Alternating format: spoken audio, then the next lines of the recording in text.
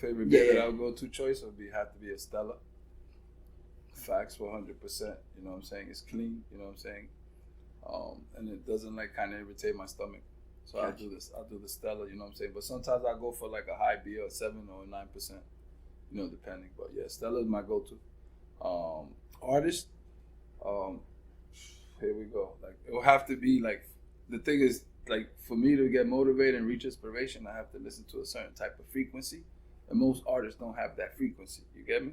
So I like to be outside the box. So I will have to go, my choice will have to be Drake. You know, just because he'll put you in a certain mood. And if you think about it in mindset, it'll make you want to produce, you know, go into production or whatever, you know. Then I guess the food of choice, my favorite food of choice would be chicken. Any type of chicken, it doesn't matter.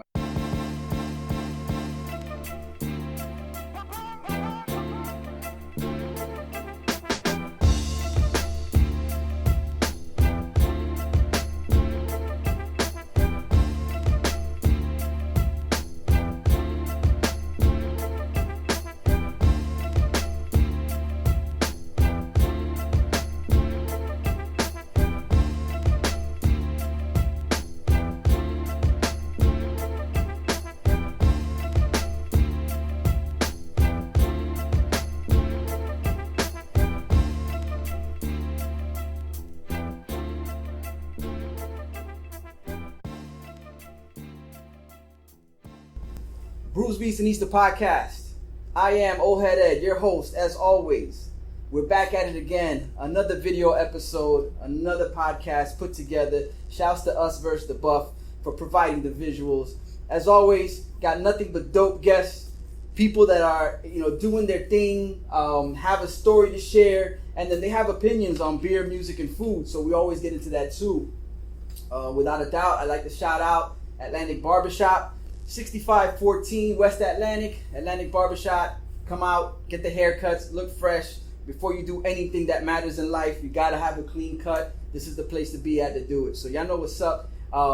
Without a further ado, the gentleman that I got with me today, I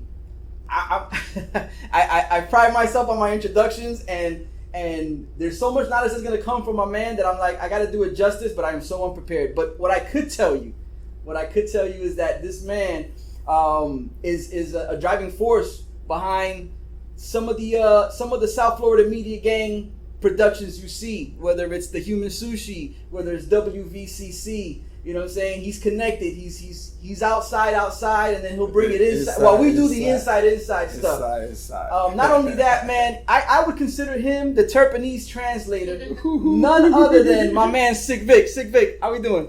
Thank you, brother. SauceKingz in the house. You already know. If you know, you know. If you've heard the other podcast, shouts to Human Sushi, shouts to WVCC, you know what SauceKingz in. But we're gonna get to know more if you don't. Yes. We don't. We ain't gonna hold it against you. No. We're here to educate and entertain at the same time. Yes, share the love.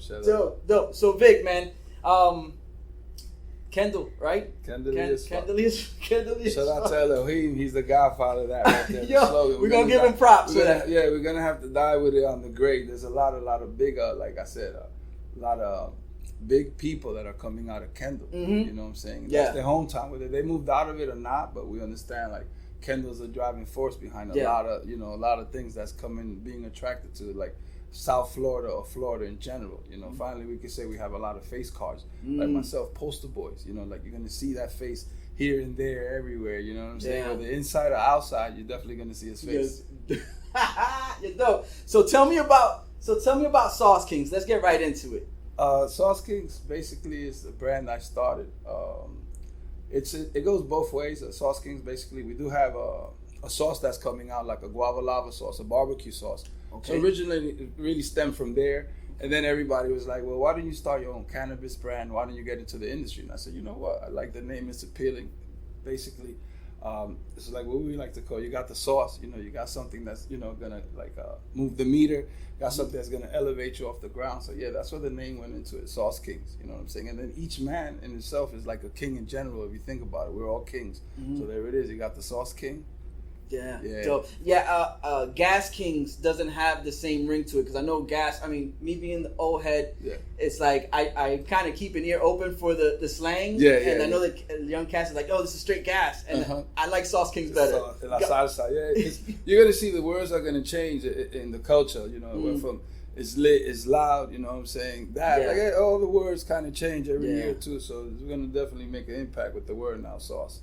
In the industry. So how familiar were you with the cannabis industry when you decided to kind of incorporate that into, as well as the barbecue sauce, the guava sauce? Well, we got like 32 years experience inside the industry already. You know, whether it's in the outside or the inside, you know, we've been a part of it from the East Coast to the West Coast.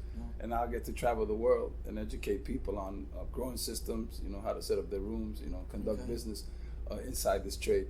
So it's kind of the gift and the curse at the same time, because we do have a lot of gray areas, but for the most part, it's something that I'm dedicated and I'm passionate about in my life. So I decided to choose this path. I went on a little corporate path for a little while, just to know like business structure, get familiar with it, how it is, that it works when you're reading contracts and stuff like that, and talking to different people, associating yourself with different corporate brands as well. Then I said, you know what, the office is not for me. I got to be truth. You know, I'm a people person. I got to be in the streets. You know, I got to catch a regular flight like everybody else, even though sometimes we fly in first class.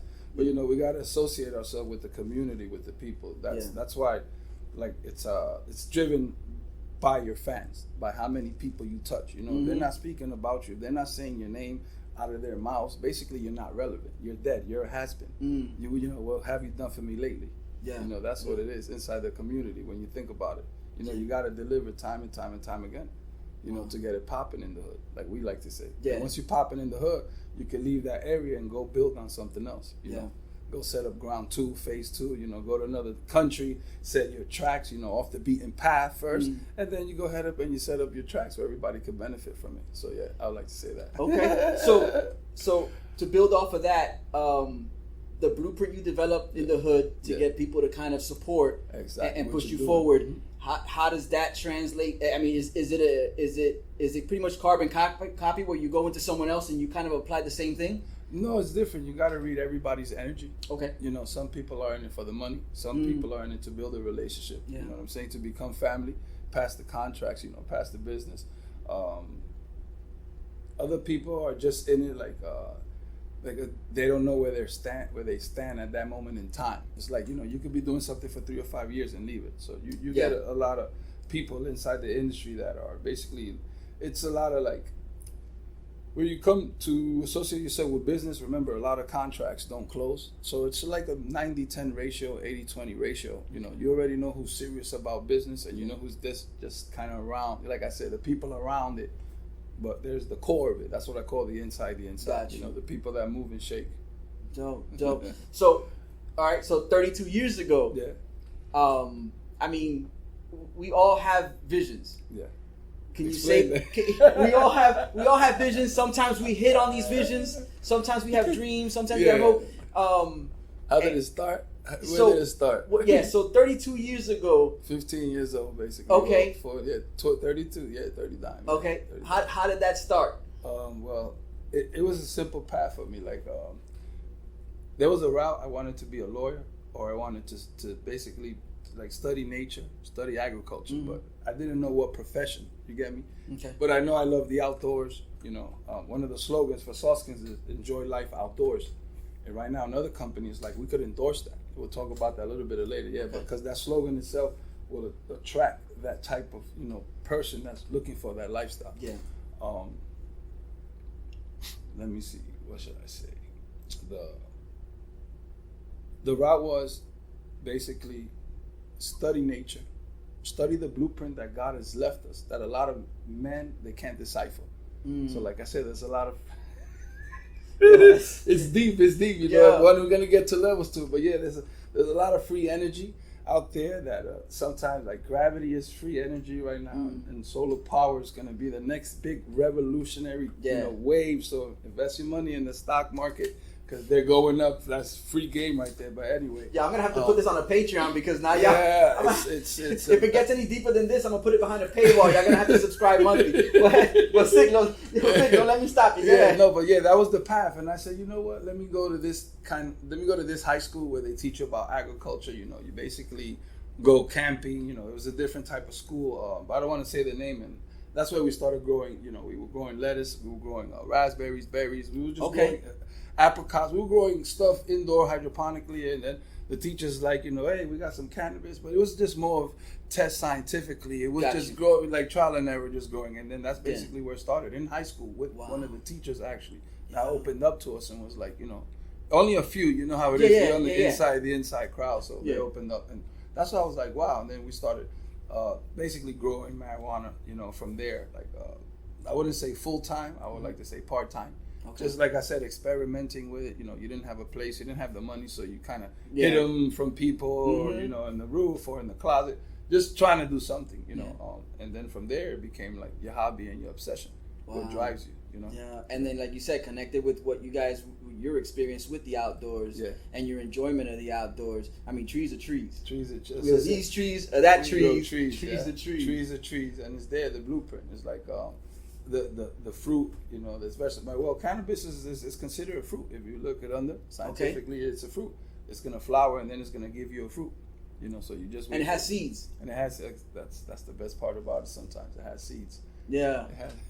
Wow. And if you're strain hunting, you could get a seed, you know, and grow the same cannabis that you purchase in one of the bags. It all depends if you know the bud or the quarter, whatever you purchase. Sometimes sometimes they have a seed. You know, a lot of people know that, you know, and then that's what you grow, you know, or you could go to a seed company and buy the seeds from them themselves. Because now the industry's big. You can shop online for whatever product you want.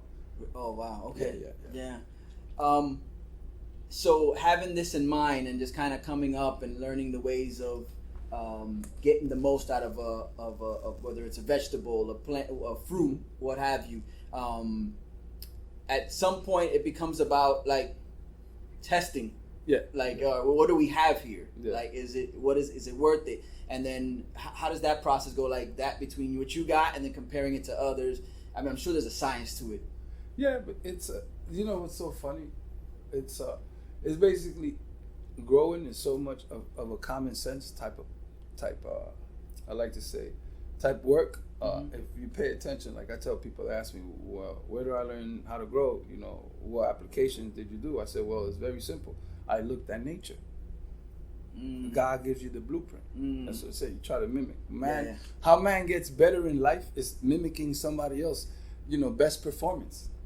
Yeah. You like the way that's put, right or wrong? No, it makes you want to be a sense. basketball player, I mimic Jordan or LeBron. That's what we do. We mimic until we get to that part that we're considered good. And then from there, you try to experiment. You go and, okay, I understand this application, or this specification. Then let me go here. Let me touch this. You know, like I consider growing, it's in numbers. It's in ratios of 100%. So your CO2 is a certain percentage, you know. Your ppms, your pH, a certain percentage. Your water temperature is a certain percentage. Your root zone temperature is a certain percentage. You know what I mean? Your day and night temperature ratio is a certain percentage. So all these percentages are applied in a whole of 100%. So I say each one might be a 12.5%, a 7%, and then you add them up. So then from there, you can start dissecting. But that's the way I look at growing. And I explain it to people. Most people don't look at growing that way. Most people look at growing, like I said, a lot of people are growing cannabis, but they're not delivering a great product because they don't know the science. So you have to, you have to kind of at least grow, like what we say, 10, 20 years to say, okay, we give it to you. Past 30 years, it's already everyone knows you're like a grandmaster. You know what you're doing with your eyes closed. It's way over the 10,000 hours. It's not even, you live inside the garden. Like I said, if you're not living inside the garden, then how could you understand what your garden is going through, from the minute it wakes up to the minute it goes to sleep? Got you. Yeah. You got to study that right there. Yeah, and I'm sure that affects your schedule because plants don't recognize an 8-hour day like we do, and then come home and then get 8 hours of sleep. It's a whole other. It's a cycle, It's 18 hours on, 6 hours off in the veg cycle, in the flower cycle. It's 12 darkness, 12 light, and then depending on your equatorial stages, you might want to diminish the light in the ripening stages. Maybe 11 on, 13 off, or 10 on, 14 off. Because remember, the sun, throughout different stages of the world, it falls on different times, and it's a longer summer. Yeah, in some spots, and and longer winters. No, for sure, for sure. Again, coming from someone who knows very little about it, I mean, 32 years ago, before states started implementing or loosening up restrictions or voting on certain policies. Like, what was that like when you heard that, let's say, like Colorado and California, or is it Washington State also? Yeah. Like, when you start hearing that these states are like loosening restrictions, and like, what was that type of like feeling? Let me see. I didn't. How would you say? Didn't bother me one bit because it's all in the. I guess, how would we say, it's all to make it now the cannabis basically a legal medicine for people. I understand it's taxable. Yes, we all understand. We all understand both parties, or three parties, even the parties in the middle, they need to make a certain commission or a percentage of the ROI. That's facts. I understand that. That's the game. This is business. If you're not here for business, then you go home. It's not an emotion. This is not ran on thoughts. It's run on the numbers. That's the system. It's good because you have a lot of people in different countries. Like I said, I get to touch base with different scientists, different nutrient companies. I'm involved with a lot of corporations, You see them study the plant, and basically they are giving you different informations, because there's basically, I believe right now, scientifically, they've gone to 108 properties inside the cannabis. And right now we've only discovered 4. Wow. Exactly. Yeah, so just understand, how powerful that plant is. We still have no idea what's inside that. Yeah. It's still scratching the surface is even an understatement. That's not even a percentage. That's still at the 1% of that 108. Think about it. That might be a 0.8. That's not even a full percent if you do the math. So I get excited, because we're gonna derive different properties now. How long is gonna take to discover all those properties? Then, as I said, quote unquote, that's up to science.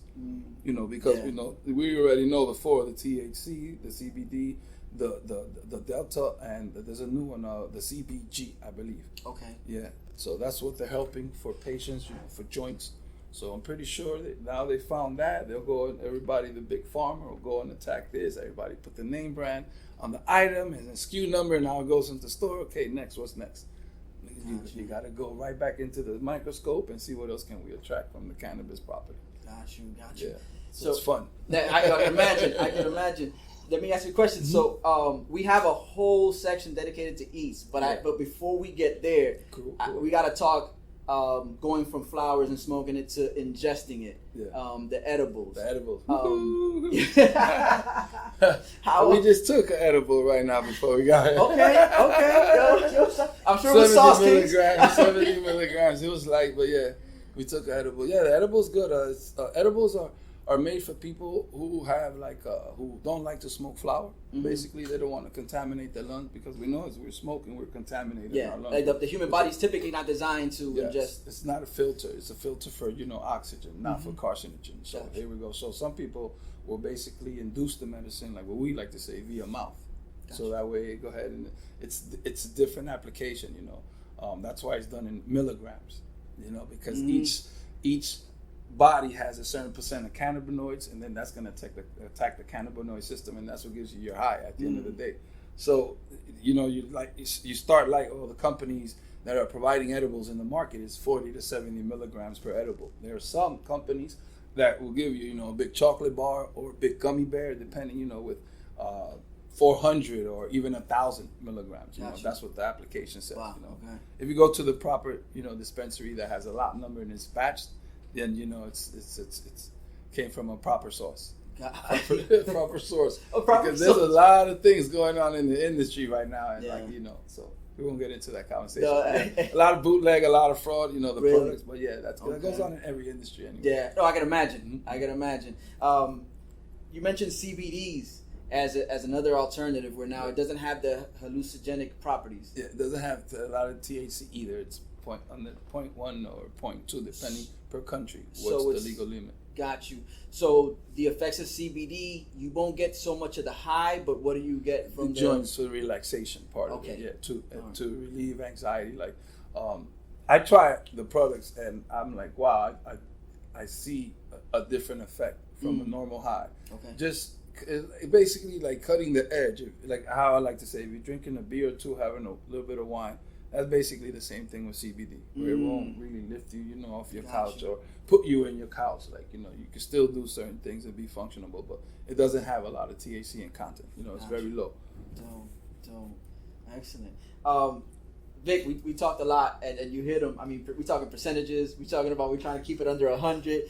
That's the rule of thumb. The science. It ain't 108. It ain't 115. It ain't 120. I mean, we give it 110% all the time. But life is life. That's it. Same thing in your marriage. What you give out to your kids. What you give out to work. That's what I tell people how I look at life. 100%. So, rule of thumb is we can't make free game here. We can't make our negatives become our positives, because everyone has a negative, or in life we have negatives. What we can do is, apply all our strengths into the positives to make it better. Gotcha. We could change a little bit on the weaknesses, but you can't bring that game up to 300-400% like you can what you're like skillful in life, or what what they say you're good at. Whether your business or you're family driven. Some men are just family driven. Correct. With their family. Other friends of ours do graffiti. A lot of people we know do a whole bunch of different things. So that's what I'm saying about when you give it 100%. What are you doing within that 100%? Dope. Where can they find you 100% of the time? With all the social handles.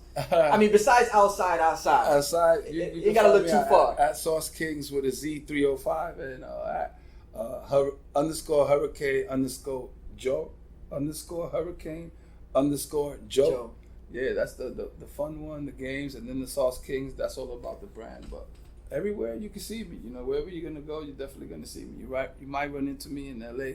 Okay. You might run into me in Michigan. You might run into me in Las Vegas. Now that I travel the world like a maniac, but now that I wouldn't say the COVID thing is it's almost dying out. Almost I want to see before I start going crazy. Yeah. But as soon as I know it's safe, I'm gone. Back to I'm running the world. That's how I say it. I can't be local no more. Nationally, I have to be worldwide or international. Big bridges. I gotta be. Yeah, I sing my own melody, man. Go into countries. It's different. And they accept you differently too. That's what I'm noticing. Where you're here in the States, the people, it's okay. Then you go to a different country and it's like you're a rock star, or you're like the go-to guy with all the information. So that's a good thing about what we do in the industry. Once they start recognizing you for the talent that you bring. Dope. I mean, it's recognized, I'm sure, worldwide. There's a reason why you get involved, or they get you involved in a sense. So y'all know what it is. It's BrewsBeats&Eats. I got Sick Vic SauceKingz here with me. We're gonna get into these brews. Y'all stay tuned.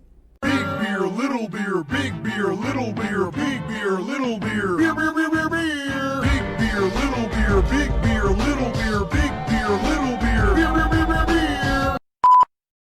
BrewsBeats&Eats, the podcast. We have reached the brew segment. Oh, Ed, you know what it is. Sick Vic, about to go through these beers real quick. Now, we're going to take our time with these beers. These beers are meant for sipping. Oh, yeah? Yeah. Why not? Like 19,000%. Yeah. 26,000%. I would, I think if they were that strong, this show wouldn't be what it is, because I wouldn't get through it. I would be like, what were we talking about? And the funny thing is that I do that on my own. There's times I'm conversating with the guests and we get so and I go, what were we just talking about? What got us to this point? So just imagine, just imagine that if we really hit ourselves over the head with some strong beers. But nonetheless, we have 4 beers for you to try. For those who've never been here before, welcome. For those who've been here before, y'all gonna listen to the rules again. Got 4 beers. Vic has agreed to sample through each one of the beers.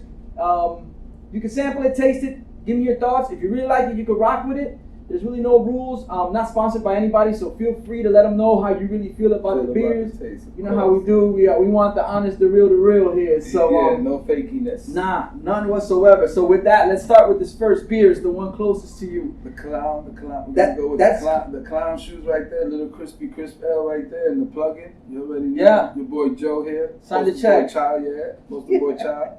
Salute to the world. So whenever you're ready. COVID-19. Oh, hold on, wait a minute. I'm gonna partake too, because I have not had this one. I don't think I've had any of these, so I'm gonna definitely. It's a COVID-19 salute. No, for sure. Shout out to the cameraman. The cameraman needs some of this love right here, brother. Yeah. Hold on. You take it off the camera. There you go. Yes. You take care of everybody. Salute. Frame of frame. There you go. This is great for the video, but in the audio part, it's gonna be like, what happened? Just everybody stop talking. Awkward silence. While you test that one out, I'm gonna hit them with the details. This one's like you said, from the Clown Shoes Brewing. It's their Little Crispy Crisp Ale. It's a blonde ale. Clums. See? And we was talking about hitting something heavy. 4.8% ABV. Brewed in Massachusetts. Vic, what do you think of that first one?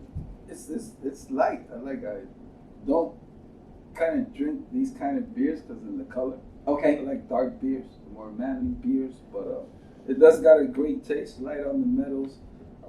Can't pick up a certain a distinct citrusness or or bitterness or tardiness. So yeah. I'll give it I wouldn't mind drinking it. Okay. I would definitely drink it. Yeah, because it's light on taste. Yeah. But it does feel good when you drink it. No, my honest opinion. Excellent. I give that from 1 to 5. Well, we'll get to that at the end. Oh, okay. I'm excited already. This is so good right now. What I am going to ask of you, before we get to ranking them, what I'm going to ask of you is, this is typically where I ask my guests about their earliest beer memory. Maybe the first time they tried a beer, the first time they remember enjoying one, or what their feeling was. What was their reaction when they first tried a beer? Do you recall maybe the early? Of course, beer? it's funny. I do certain things in life you remember. Okay, it's just crazy. It's like everybody's everybody. minds. You know how they work. You know, you inherit. You have the information stored. The thing is how you access it. That's a whole other wavelength of you getting into your DNA, into the brain matter, your DNA. But my first time drinking beer, of course, like I said, tasting and sipping it with the family in the party. But it was never like you had a whole beer or half a beer. It was a little taste. You're getting wet on your tongue, on your palate. That was it. Yeah, young age, 8, 9, 10, 11, and the families know. But the first time I did have a quart or a 40, it was more of a 40 ounce. That's in New York. When we were playing handball in Flushing Meadow Parks. We used to have competitions. And I was very good in. Yo, you came up from Queens for real? Yeah. What part of Queens? In Corona. Really? Yeah. Should I grew up in Jackson? I know this is so unprofessional. Jackson Heights, but we'll get back to it. Right, that's a neighborhood right there, township next to us. Yeah, man. We all went the same way to Flushing. You know, exactly. Okay. We handball courts. Yeah, handball court. I was good. There was a kid named Billy in Queens. That was like the best. I was number 2, and we would just go to the park and beat everybody up when we was there. I was 15, smacking and sending everybody home. That was what we like to do, play handball outside. So I remember we would drink beer because it would be kind of hot. You know, wearing your shorts or whatever, you get up, match it real nice. You know, random sneakers or whatever. Just go and you could curse here. You can't. No, you could. Okay, whoop ass on the handball court. Whoever wanted it, Queens, you already know Flushing. Trust me, we serve competitors from anywhere, even Far Rock, wherever you came from, you were getting served. Because we really took that serious. We were playing handball in school, and then we were playing handball outside. I said either we play handball or basketball. That was what we were playing. Yeah. So I remember the first time, like I said, that was Old English. That when we were drinking as kids, the Old English. What can I say? Great memories drinking the beer as a child. During that age. Yeah. Running around crazy in New York in the summer. Of course, you live in life. But I like to say, shout out to Old English. They changed a lot of people's lives. A lot of people had kids on Old English. Salute OE.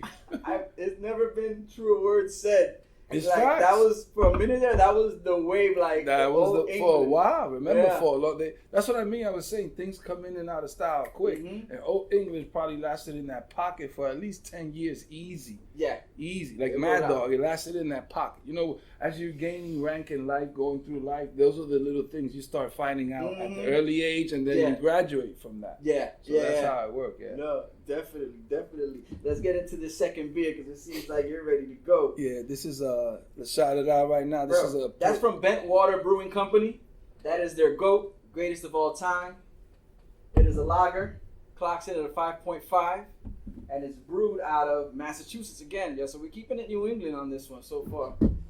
Salute to all the brewers putting in that work. Yes, support your local brewers, man. Get out there. They're putting in work. They're putting together some beers that are hell of beers. Salute again, my brother. Yes. I know some for the cameraman in case you want to take the other. Hold on, we got to let Because it's not everybody official. else say. It's Too crazy. bad we don't share the liquor with our guests. Salute. Okay. See, this is the type of beer that, no disrespect to the beer at all, but like the aftertaste is what I'm not digging right now. Got you. That aftertaste on your palate is like the other major corporation beers like a Coors or Buzz Light. That aftertaste that like, okay, you know, like, yeah. So that kind of replicates. You're feeling that same thing from what you get from the big brands. From the big brand, yeah, definitely. Like, nah, I didn't like it. Okay. I give it again, like you said my earlier. opinion. You know, like you said earlier, just light beers aren't your thing. Mm-hmm. Which by looking at my choices, I'm like, damn, they're all light except the last one. Nah, but it's all good. It's all good. Like I said, but the first one was on point. This one, let's give it to our guest here. Hold on one second. There you go. Yeah. Let's get the thoughts from the voices off camera. Everybody involved. Yeah. Future guests for sure. Y'all stay tuned. It's gonna happen. Calories rule everything around me. Y'all remember that? Yeah. Okay. See, there we go. Even the guest said it tastes like Bud Light. Now, you know what's funny is that I know we mentioned Funky Buddha earlier, and they have a beer called Vibin'. Cut the check. And and to me, that beer, that was one of the later beers they made, and I was a fan of a lot of their other beers. And then when that one dropped, and I tasted it to me, it seemed like an attempt to provide something for the beer drinker that's not necessarily a craft beer drinker. Exactly. The replica of the commerciality. Yes, brother. Yes. You understand already. That you can't, that's why I tell people, the clues are left for you. You can't change the market. You get me? Mm-hmm. And that's the market in that taste. You can't get away from that taste. You can improve all on of them, yes. But all of them are basically, once they go flat, they even have that taste. That's why now they started putting dates on the beer bottles. Yeah, I remember. I brought that up before on the show. I mean, you seem like you're in the same age range as I am. 19? Yes. Going on 21? 21. But we're not going to drop this episode. 20 decades. We're not going to drop this episode till we're legal to drink. So y'all going to wait 2 years. Yeah. But no, do you recall going back on the Born On date and whatnot? They used to have commercials back in the day where it's like, don't get bitter, beer face. Exactly, yeah. And the old dude would drink it and his face would scrunch up. And that's wild. That's what it is, wild. The message that they want us to understand. Yeah. So that's, TV. Then at the same time, the gift and the curse, it makes people drink it. They're less likely to stock their beer. So they're going to drink it before it gets old. Yeah. And then what happens when you're run out of beer? Beer run. You gotta go get more. Go get some more. Dope. Let's get into this third beer. This one. Let me get my notes up. You know what I'm saying? This one right here is from the Sun Lab Brewing Company. As you can see there. This is their Shine So Bright. It is a wild ale. It's gonna have some sour to it. Okay? We wilding out here. It has an ABV of 5.7. And it's brewed right here in Florida. So this is home team. Shout out Florida Sun Lab. You know we always got to rep the culture. No, for sure. I know. I can tell you didn't like it either. FYI. Hashtag fun facts. We should have had like a little thing just a ticker at the bottom just pop up, like on some old VH1 pop up. We don't like this beer. Oh, you talking about like now, like on some wine kind of because we taste it. Yeah, you know, like some people when they give out food in Publix, they taste. They might not like it. You have to remember the reaction. Provide them something. The reaction of the consumer. Because I don't like it, that doesn't mean nothing. Yeah. There's 10 billion. There's 7 billion people in the world. So my opinion don't matter on that aspect. Yeah. So, but I'm just saying what it is. You know. You gotta understand that. You might like it. You might not like it. That's true. I mean, they put most products through a taste testing, but that's not everybody. That's just a concentrated amount of people. Yeah. But go ahead and stall. I finish this one. Yeah. Okay. Sun Lab. Here we go. We're about to get jiggy with it on camera. Like I can see like a citrusy grapefruit color already. Before I taste it, I already know. Maybe orange, like citrusy. Here we go. Salute. Wow. That sounds like Sun Lab. Let's get into this. Salute. Yes. The cameraman want to taste this one. Well, now you done got him started. I know. I mean, he ain't salute. Gonna stop. Yes. He ain't gonna stop on that third one. Yeah. Salute. He's not all of a sudden go, no, I can't do that anymore.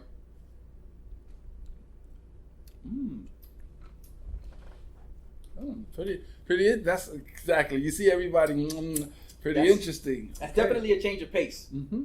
Very different from two prior. Yeah. Salute. This is a good taste. Coming from Florida, now we understand the flavor. Yeah. Ding. Sunshine. Yes. Ding, Yeah. for Sunshine real. State. There's a reason. Now I believe, if I'm not mistaken, this one has like guava. Yes. A couple other things going on. Pomegranate, pineapple, and guava. See? Sour ale. There Very you good go. Sour ale. There you go.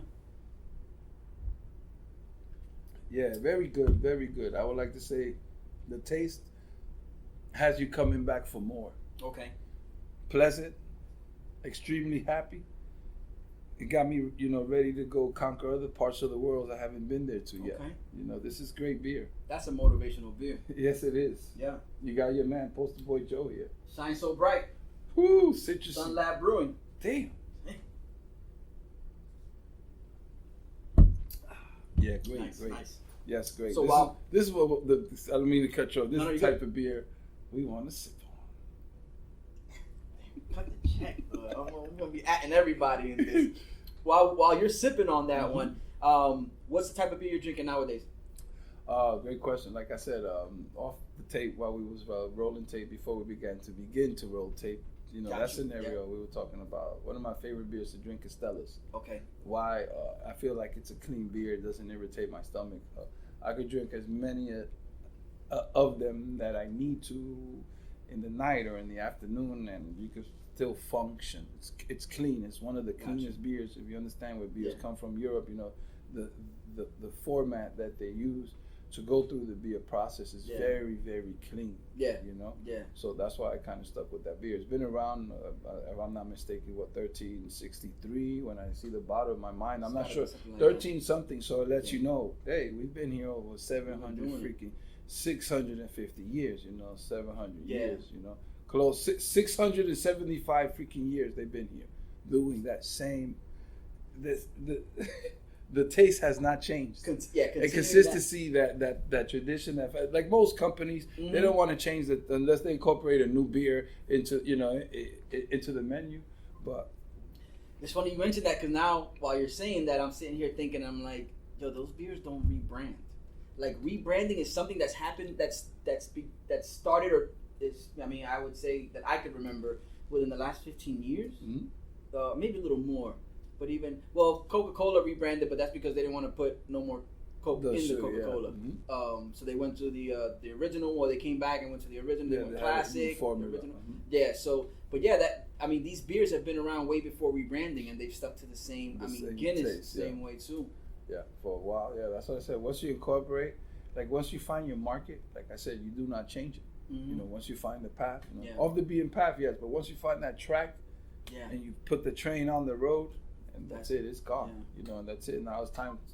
Basically, how many times can we duplicate it or put it into mass production? Times 100, times 1,000,000. There we go. That's the number system. Once we got it going. I remember Boar's Head ham, dude. I remember just yesterday, me and my cousin all the time going to Publix. You guys carry Boar's Head? No. You guys carry Boar's Head? No. Then all of a sudden the manager started carrying Boar's Head to where they have a section of Boar's Head. But it's starting like how I tell people when you go to dispensaries, ask for my brand. Free. It's all free if you want it. It's very simple. It's free. No, if you approach someone and you ask them for something enough times, they're gonna have to carry. And you got to know that it's not just you. Look at what I'm telling you. They're gonna have to carry. It's the same way when we were living in the Appalachian Mountains. In the region, there's parts of Virginia, Maryland, West Virginia, and Pennsylvania. When we go to the Walmart, they don't have Malta. We're Latinos, baby. We love Malta. Exactly. So I asked the manager, excuse me, no Maltas. Boom, excuse me, no Maltas. You know me, I'm a consistent pain in your ass. I'm going to get my job done. Boom, guess what? Next thing you know, there's 2-3 containers of Malta in the bottom. Yeah. Then boom, I grab it and the other ladies are grabbing it. So I'm like, see, people knew about it. They didn't carry it. And all of a sudden they have a bigger, because everything in these stores are done by shelving, 5x8, gotcha. 3x4. So the beginning was a little rectangle to the point that now you have half a box. It wasn't the whole lot, but you have half a box carrying different kinds of Malta. So guess what? That's what I told them. That's it, man. Asking you shall receive. Exactly. Asking you shall receive. No, that's. It's funny you mentioned Mata because Mata's kind of like Almost like beer. the proving. It's like the training ground. It's like the training ground. It's just sweeter. It's sweeter, while the other one's a little bit more bitter, basically. Yeah. But this is a good beer. I'm enjoying this beer. The color, the color it's great. Yeah, it has its own identity compared to the other two. Now, you're not a fan of lighter beers, but that one has its own identity compared to the other two, and then just the flavors. The flavors was getting me. This is something I'll take to the beach with a beloved one and just watch the sunrise. Yeah. Sun Lab. Sun Lab. Well, I'm gonna have to interrupt your love affair with the beer for a moment there, because we still have one more to get to for sure.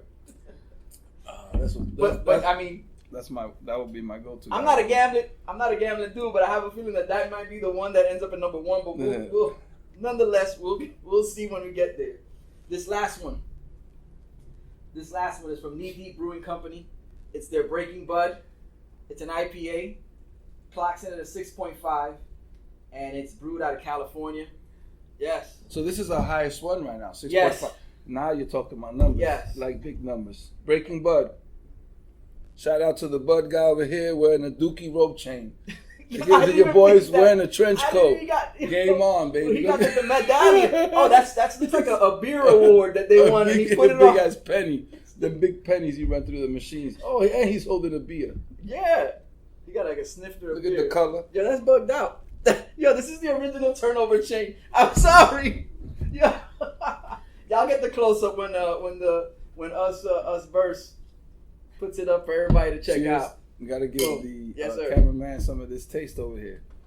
Here's some Breaking Bud for you, sir. Hold up. You see the chain, though. You see the chain.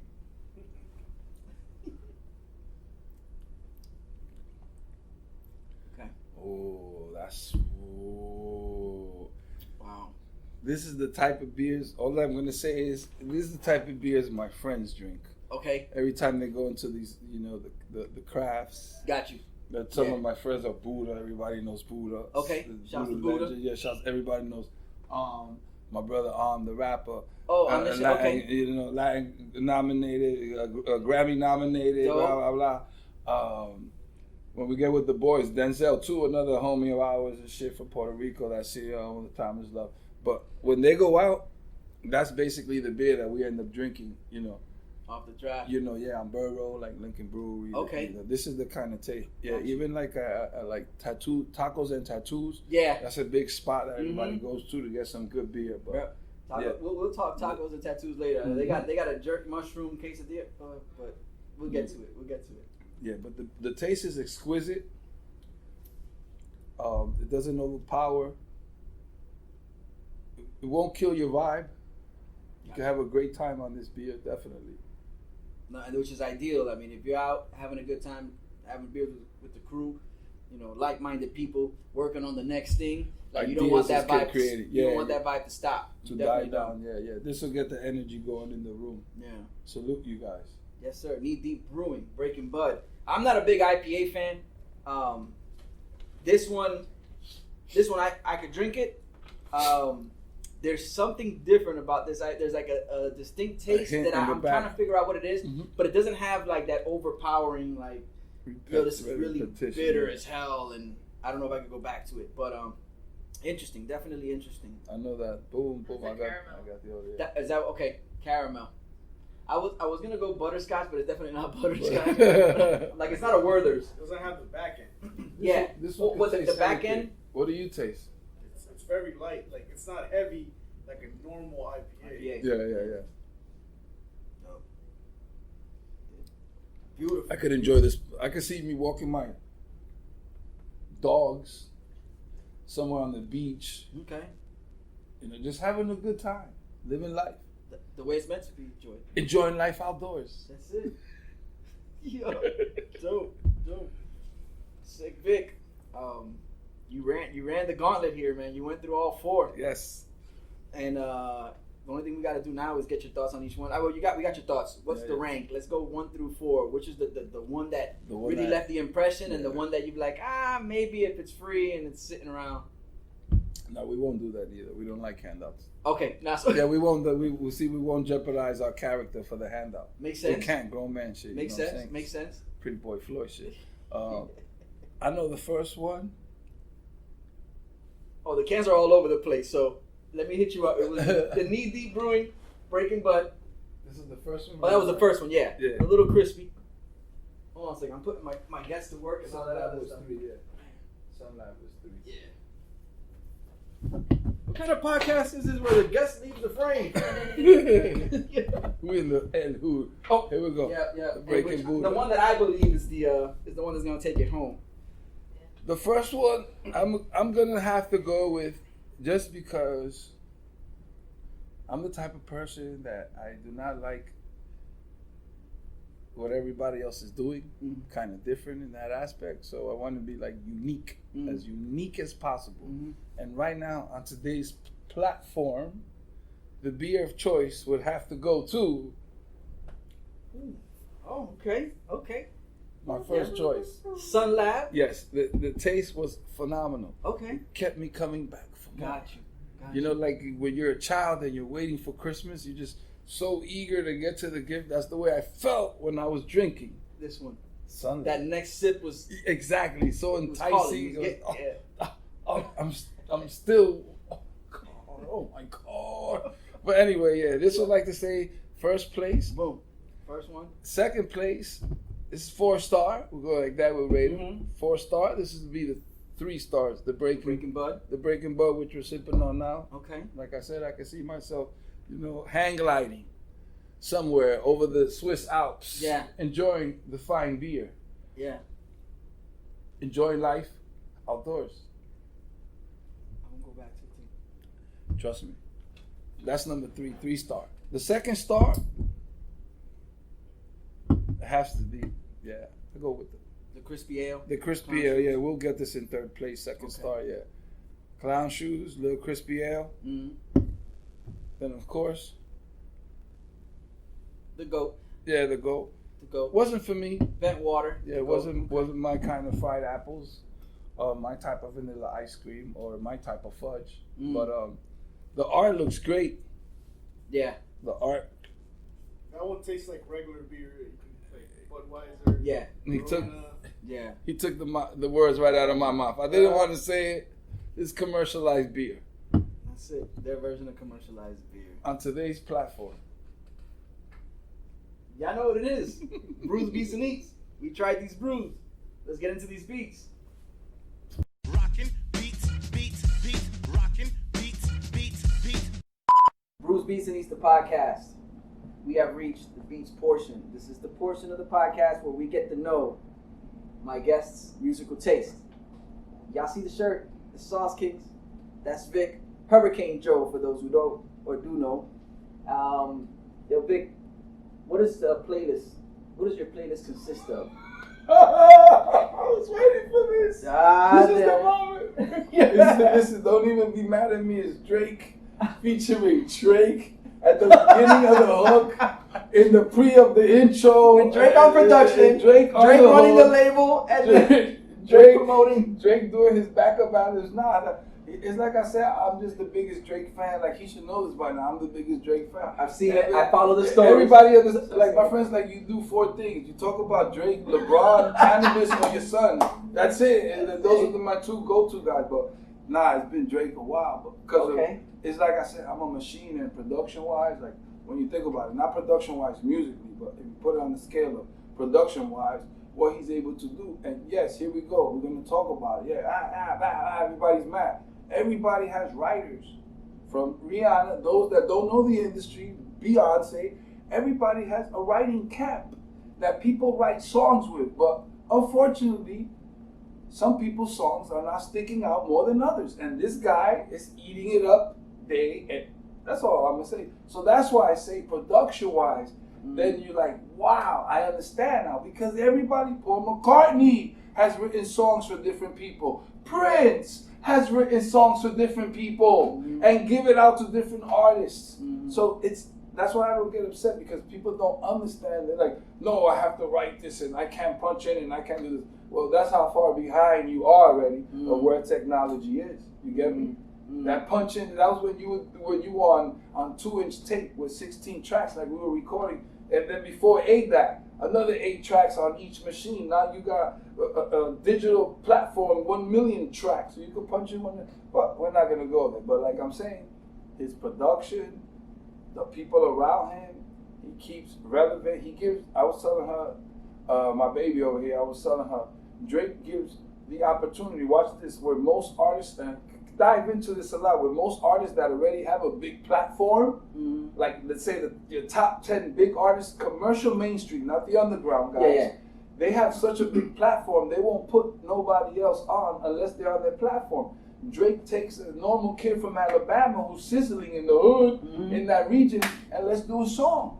Look at that machine. Well, most people are not doing it, so now he's relevant in that area now, where he wasn't, because he worked out with that person. Regardless how big your name is, because we understand some products are not relevant in certain areas. Same way Nike's is uptown, you know, we got and over here it's a different, you might wear your J's or a different sneaker from it. New York is Timberland, over here we don't wear Timberland. So that's what I'm saying. Your product might not stick in certain areas. So this guy is still number 1 on every chart, broken every hit. It's like, come on, you just gotta say, regardless if that's not your cup of tea, you gotta understand how you're still relevant and doing it for almost 11 years in, beating Beatle records, beating Elvis Presley #1 records. It doesn't matter. He's number 1.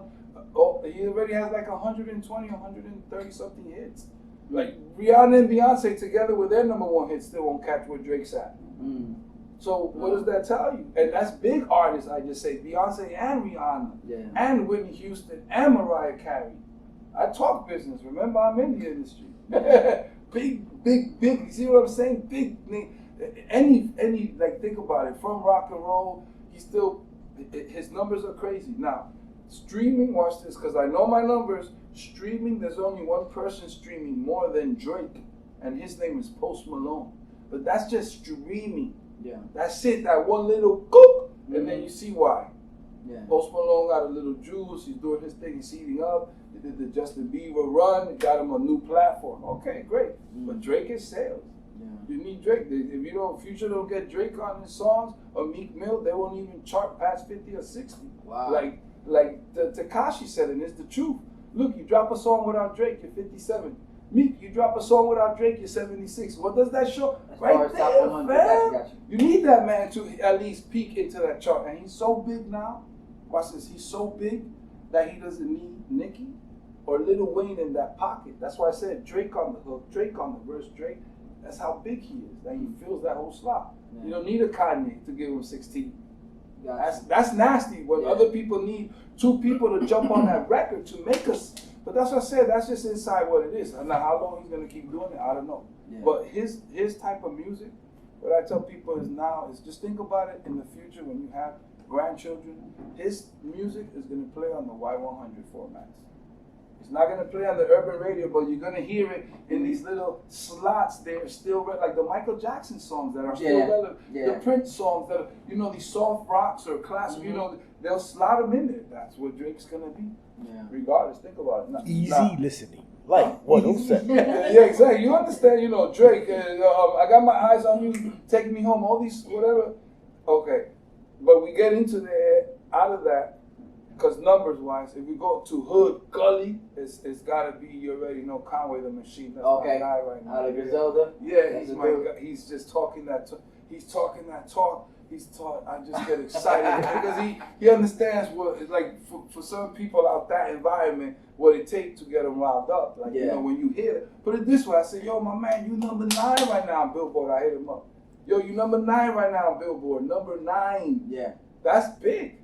Well, considering he hasn't done a song with Drake. No, considering that the world doesn't even really know who you are yet, and your already music is there, like, because of what people are putting out. That shows you people still want that kind of music. Yeah. But it's not delivered properly. So let's see now, what they're going to keep pushing out to stay on that chart. You see what I'm saying? But he's number 9. I'm like, what? Put that Method Man joint. The lemon squeeze. Yeah, think about it. Brought meth right back into the game like that happened. Another spitter. Yeah, no, and I don't think Method Man gets enough props. Going back to the Drake thing, again, old head Ed, You know what I'm saying? Heavy stuck in the 90s. This is for you, H. Yo. Yo, shout This to is for H. This is for H. He's like, no, don't do it. Shout to Serum WBCC. too. Serum's like, no, don't do it. All the boys are like, no. Yo. Don't give in to Vic. Hey, listen. I'm gonna navigate it through it like this. Coming from that era, you had to.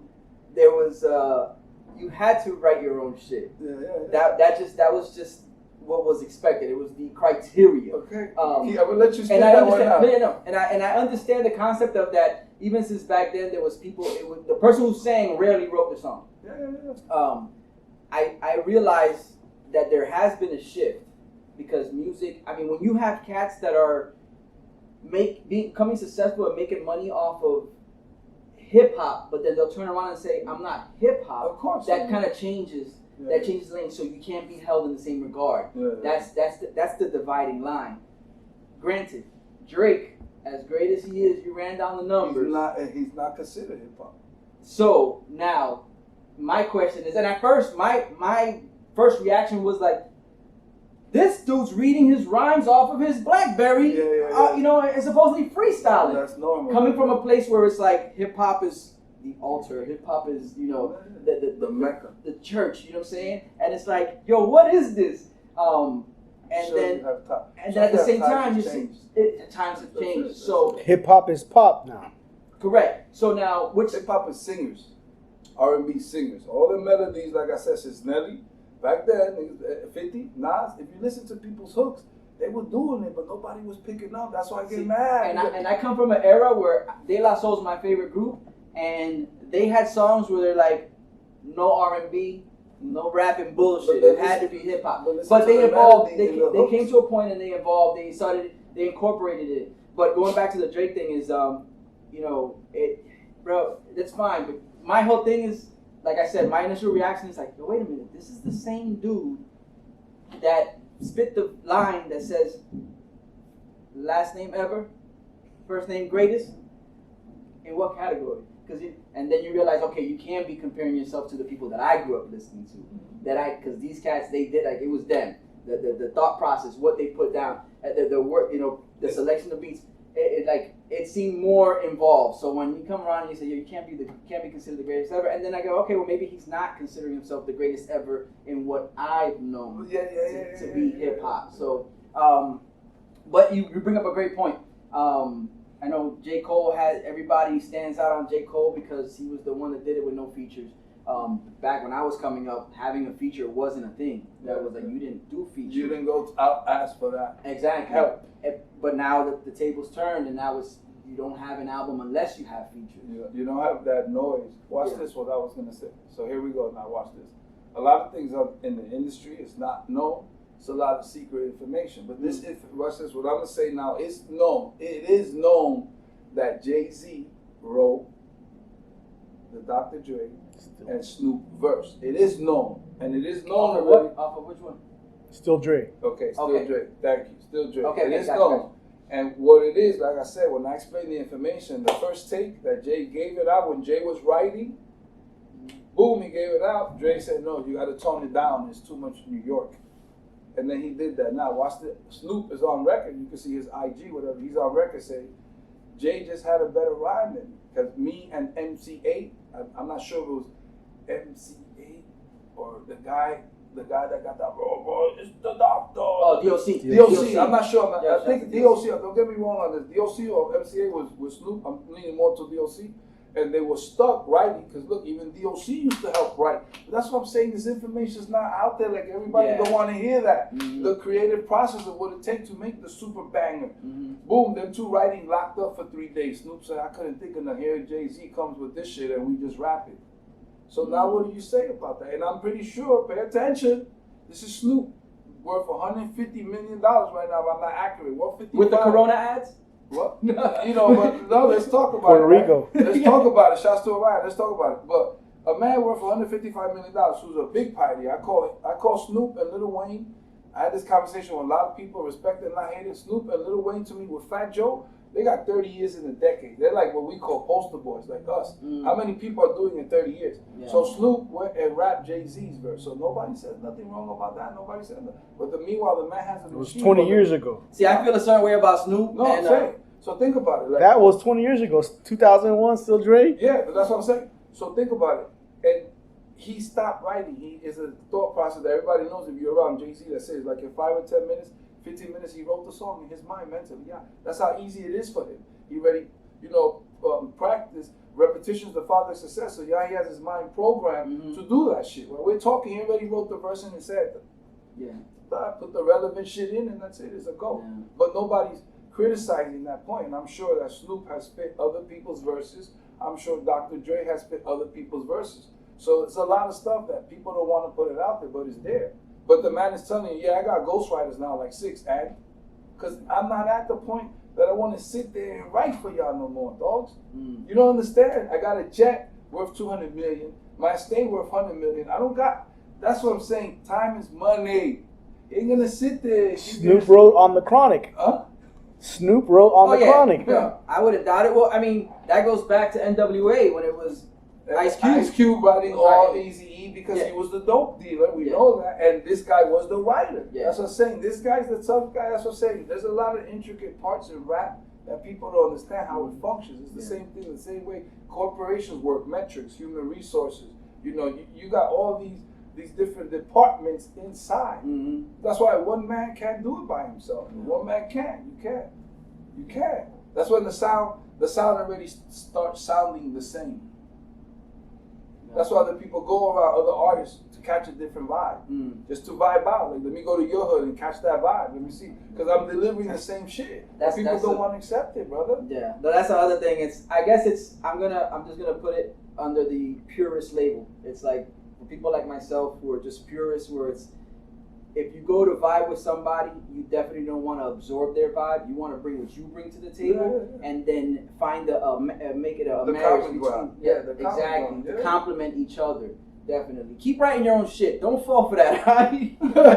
Don't fall that. You don't need to write your own raps right now. Somebody else will write it for you. Yeah, but then they're gonna take your money. But and that's a whole other. I mean, we talking dollars and cents. It's like when that many people involved, the money has to be allocated in the right areas. So you gotta hope that it hits 100%. like you do. I'm sure there's a bunch of people out there that are not Drake that have people collaborating under them and don't even get to a point where they could afford to everybody get that cut where they would be. them out. Yeah. So y'all keep these things in mind. That's why a lot of watch this. A lot of follow the industry. A lot of people, like I said, have writing camps where they're writing. Huh? Yeah, that's the guys. No E. Shouts to No Emotion. The guys. That Yes. the writing camp. That's a right. Yeah, crowd Has- source rhymes for sure. Has already evolved. Watch this. Unfortunately, evolved past the artists that they write for. Miguel's one and St. John is one. St. John came from Rihanna's camp.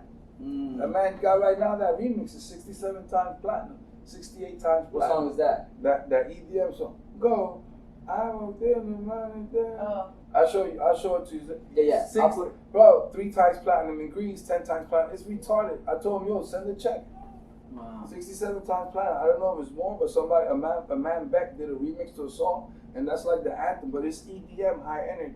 Gotcha. Like you know what I'm saying? Yeah. Like a lot of things happen in hip hop. Here we go. A lot of things happen in hip hop that people don't want to like accept it or swallow it. Here we go. Hip hop. When a lot of people in hip hop didn't respect the Spanish artists, guess what the Spanish artists did? We created reggaeton. Shouts out, Nori, what up, killer? That's what we did. We created our own lane.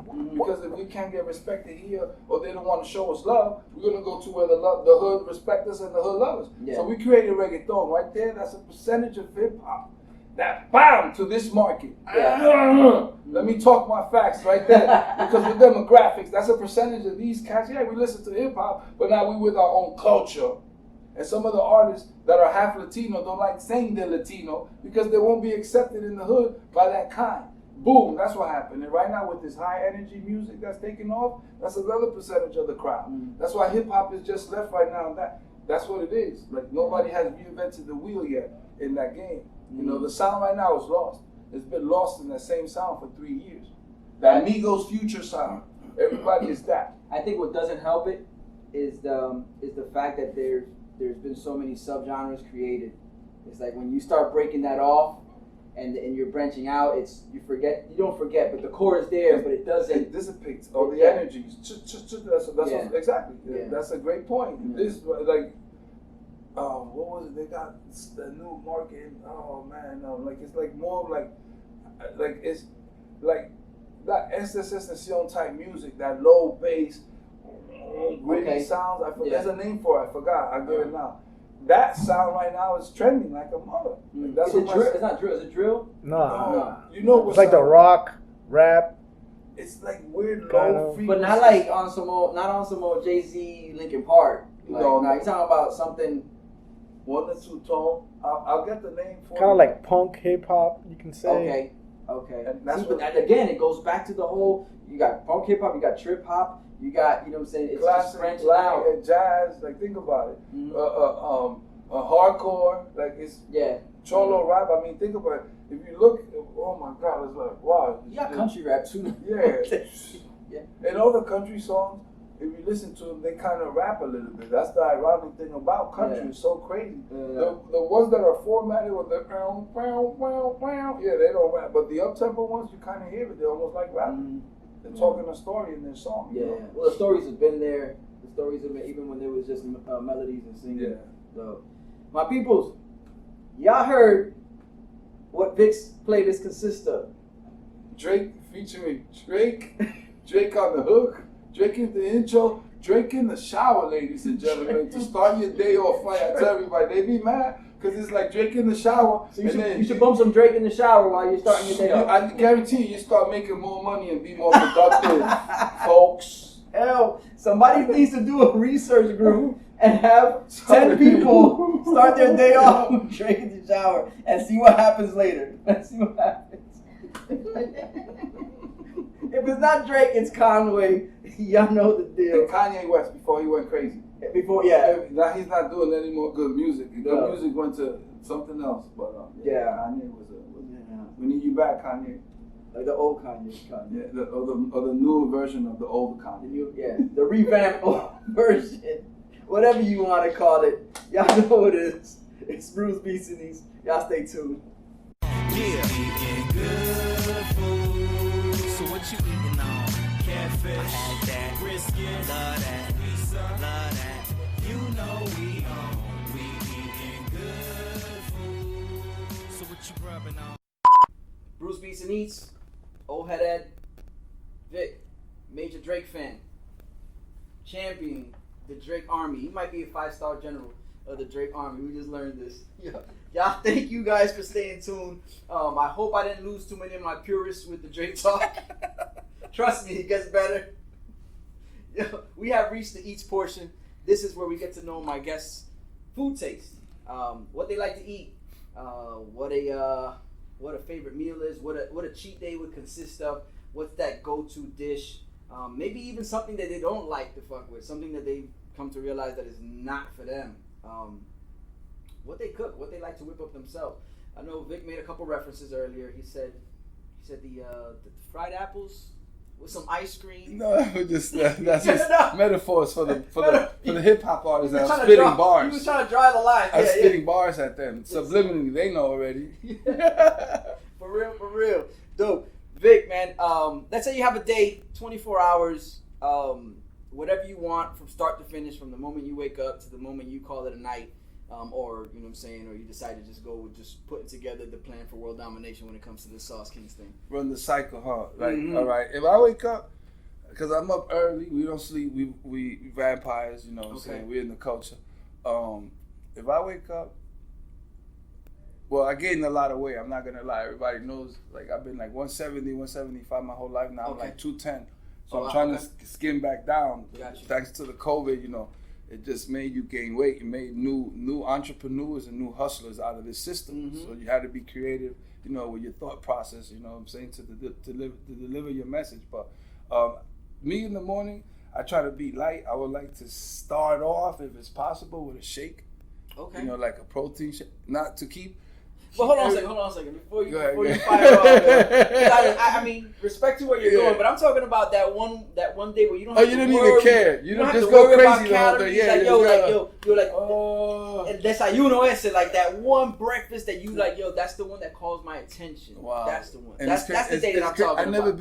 It's crazy. I never been heavy Big on on breakfast? I've never been heavy on breakfast, but so it might still be a shake. yeah, I do like eggs, bacon, or sausage. Got you. Like the plain Jane, like two bread, maybe like a French toast. Okay. And then orange juice. That'll get me Got like you. locked in. Nice. But I won't do like I said, I've never been crazy about breakfast. My things are fruit and just because I have like a bad stomach, my enzymes don't break down a lot of the food that's being absorbed. So you have to be wary of that type of stuff. yeah, I like to do as much less processation that my stomach got to go through. So I do like bland stuff so it can process it. Oatmeal too. You see, Gotcha. so you remember good stuff, but we're talking about getting fat and being a pig. But I do the eggs. I go that format for lunch. I'll do a Philly cheesesteak right there. Just onions, green peppers, mushrooms, crush it. All the food groups that you need. Right in one. And double the cheese. Don't even play around. Just double the cheese so it could be a big mess drip. You got that drip right here. That would be for lunch. But I do a lot of different things. I do like Jamaican patties. I do like just to go light because everybody's so far away from doing things. So I like to just absorb one meal where it won't be as much rice. You know what I'm saying? Got so, you. Patty. What else? A lot of chick will do like the dolphin fingers at Flanagan's or just flats wings. The dolphin fingers are seasonal wherever you go. So we'll do a lot of like just. Picadera, just finger foods. Yeah, like, finger foods, exactly. Okay. So we always moving fast, so it's like hard to sit down and enjoy that time.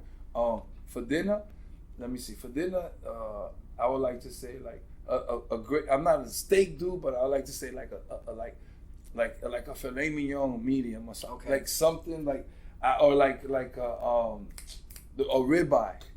Gotcha. Well, medium, like, you can see it red, but it's 30 fatty, 70 meat, so you're going to taste some flavor on it. Now, if we're going, like, with coarse potatoes, some type of truffle sauce on the potato, depending, you want to get jiggy with it. Yeah, you spend some money. They give you some more sauce. Everything's about the sauce. And asparagus. Okay. Like you gotta have a vegetable. That most of the time you get asparagus, or they give you broccoli, whatever. Asparagus. In definition terms, we can add a dessert to this. Oh yeah, why not? Why not? I mean, you say you don't sleep, so there's definitely another meal that can be had. For dessert, I would like to do like cheesecakes. Like a strawberry, raspberry, or guava, something along the cheesecake line. That family of cheesecake, yeah. But you know what cheesecake at the end of the day does to you. You're gonna gain, like a pound right there by looking at that little thing. Yeah. So before you even touch fork to the cheesecake, you're like, there goes a couple pounds right there. But if I had a choice, where like it's funny, like if I had a choice, like if you say now restaurants, like where would you go? I'll go to like Cheesecake Factory. Okay. Because their menu is just insane. Like they do the production of people they have on the floor to the chef. I mean, I studied their blueprint like crazy, so that's why I'm excited. They got a chain, but it still doesn't taste like a chain. Every time you go to them, they deliver on the food. There's no mishaps. I've never heard anybody say the food didn't taste good at cheesecake. I gotta put a stamp on a cheesecake because I was there. I was there religiously. I eat something I can't give you the sauce on my menu, but they got a few things that's like you can't go without from there. Now let me ask you a question. Every trip to Cheesecake Factory, did you have a piece of cheesecake? When you was hitting it like that? Most I'm not gonna lie. Most of the time, I say like 89. Because I know their portions are crazy, so you have to strategize. You gotta plan ahead. The trick for that is less liquid. You like that? See, you like free game. I be trying to tell you, just like the energy is all around you, but can you absorb it? So less liquid. That's the trick. You drinking 32 ounce. That shit, they ain't more space. A little bit of water, a little bit of juice, a cocktail, a little bit of blah, blah, blah, blah, blah. You good to go. Focus on the solid calories. Yeah, and remember that apple pie with ice cream on it. That's if you understand food, that's luxury right there. If you go into the country, that's what they serve you, apple pie with ice cream or shortcake. You know, like the little like corn muffin Sponge kind. cake, sponge Yeah, cake they with the put corn, rabbit. That's it. That's your strawberries preference and a of little choice. whipped topping on it. That's your preference of choice. And you're good. And that's it. You get busy in the kitchen. I've seen. I follow the Yeah. story. So. You already know. So and you've gone beyond chicken. It's not just chicken. Yeah, we get fly. We get fly. Yeah. You know, What's something you take pride in when you whip up in the kitchen? It's funny. I take pride in what I do, regardless. But what I do is like I'll just see people's menu. This is the game. I just see like I read a lot. So I look at 3 menus. I see the ingredients. So I see what's the common denominator of these ingredients, and then I say, well, what am I really looking for? Then I'll add my little. Can't really talk about it too much. Then they're gonna steal the sauce. 11 herbs and not give and you no spices, credit. Yeah. So you flip this with this, but you can see the ingredients stay the same. Like when you make the core ingredients. You make stuffed shells. Now, when you make stuffed shells, we put the key factor. Some people put sugar inside the sauce to make it taste better. So you're adding sugar To cut back on the acid of the sauce. for it don't mess up your stomach. So a lot of tricks, and shrimp. That's my thing. Shrimp will fit for the healthy diet. Gotcha. Chicken is easy. Yeah. Coming off that 200 plus. Coming up, trying to get down with the white rice and then the gravy on top of it. I'll call that and then with a fruit. I always need like a fruit, like a sweet fruit, like either a banana, or like a pineapple, something citrusy. After when you're done eating, then you could absorb that and calm down the stomach. You know what I mean? Dope. A shrimp. My thing's like a lot of Italian. We know the Latino flavor, so like no point of doing the same thing. No, that's why I wasn't gonna bother and ask you like, yo, what was the early on because I know where I stand. Yeah. So I be doing. My friends be jealous every time I be doing like the what is it called, honey? The shrimp thing. Me and her daughter's supposed to have a competition. The tacos. No, not that. The shrimp thing. The shrimp Creole? Is it a shrimp? Remember I brought it to the house and me and daughter supposed. Ceviche. Oh, ceviche. Oh, yeah, okay. I do a different style, and they be like, "Oh my god!" And I'm like, "Dude, that shit is, it's so easy to whip up." Yeah. But technically, it's not cooked. It's the marinades is what. It's what's supposed to do. So and then whatever else you're adding to it. Like sometimes, like, let me give you a trick here. Some. Watch this. This is deep. This is like breaking all the rules, but I'm going like, watch this. We'll be like, yo, this nigga's out there. The olives. Some people don't like olives. Okay. Right? Yeah. But the juice The of brine. the olives, right? Yeah. Pour that into some ceviche. Okay.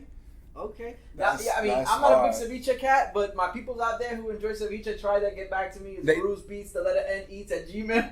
Let me know how that works. They never even heard of that. Never even heard of it. I'm telling you, it takes the flavor to a different level. Of course, a little bit of orange, whatever, little garlics, little fucking lime, all red that. onions, and all that other stuff. It's like the same way, you like I say, marination. When I marinate meat, it's like it's got to be 24 hours. People don't understand that. It's got to be 24 hours, and I put it inside the refrigerator, and I flip it upside down. I'm like every 4 hours you be like, what are you doing? And then when you taste it, then you understand the difference of regular to this. This is the love that you put into. You got to put love into the food. Yeah. The food doesn't taste good just because you add spices to it. Everybody understands. Just because you follow the recipe. You gotta be your energy. Going back to energy, your energy is transferred into what you're making. If you're not in the mood to cook, it's gonna reflect. Fact. That's why the ladies say when I'm cooking, I make it with love. Like there's a little ladies that they talk to. Got some Al Green playing in the background. Con amor and happy, like cooking happy, not cooking mad, because then that's how your food comes out. So what I would like to say, this is a trick delivered to us by the Nicaraguans when we do like the. What is it called? The Nica food? The meat that they do? El lomo saltado? Carne asada. The carne asada, right? The carne asada, right? From my brother-in-law's family, like they want to open up a restaurant and do everything. We'll get to that point later on. But the way that they season that meat, I've never tasted that carne like that. And I eat everywhere. I've been to all these little places. Well, what his mom does is crazy. She puts orange juice and another, I can't say, ingredient into that meat in a pot for 24 hours. Let that meat grab that sucker and then cook it. She doesn't even add salt to the meat because it's already inside that. See, nothing. It's amazing. Wow. And that's why she's like, I know once I open my restaurant, everybody are gonna come get that meat. But you got to put the work in the meat. You just can't buy the meat and go like, the work in the pre-marination process of it. I get that feeling whenever I'm working through a recipe and it says, marinate for at least a half hour. And it's like I know that they're judging me. They're like, if you want to, you can marinate for half an hour, but you should really. But if you want to, so I sit there and like, they write that on there just to satisfy those who are like, oh wait, well that's enough. That should be enough, and I can just move on to the next step. Yeah. Like you understand that it's like, nah, it takes a little more for this to soak in, and to permeate in through the meat and actually have add the flavor to it. So so that half hour nonsense, don't do it. Don't do it. When I look at the recipe, sometimes I laugh. I'm like, there's no way. It's 2 to 4 hours. I was living one time in Morgantown, remember? This is in West Virginia, whatever. Shit! Shouts to West Virginia, St. Albans. That's W over there. I got footprints over there on the ground. Okay. We was there for a long time. Fresh. I know who we are. But I remember somebody came into the house. I can't recall who it was. Maybe to put the cable on or to fix something with the light. And I remember I was doing some Italian stuff. And the dude walked in the door and was like, "Are you a chef? Are you a chef? I never smelled this in my life." I was like, oh my God, this dude's bug. But that's how good the salt. I had the salt going with some green peppers and onion, and just alone that smell and a couple other things, in the cupboard. We always stay with the sauce. Always different types of sauces and herbs and spices. So basically to my taste, like my grandmother taught me, and that guy was crazy. Now I'm like, look.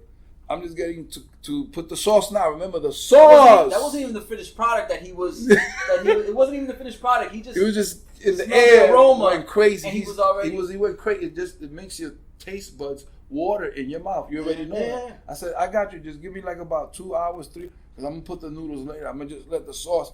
Remember, the ingredients gotta break down.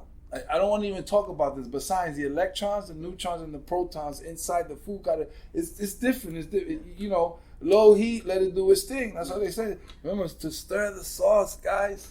You don't see in all these movies, man. That's all I'm trying to. They're stirring the sauce, and you guys are mad like stirring it. And they're like, "What's wrong with the guy? He's in the kitchen still. He's stirring the sauce." That's all. So that night I was stirring the sauce. Homie came back.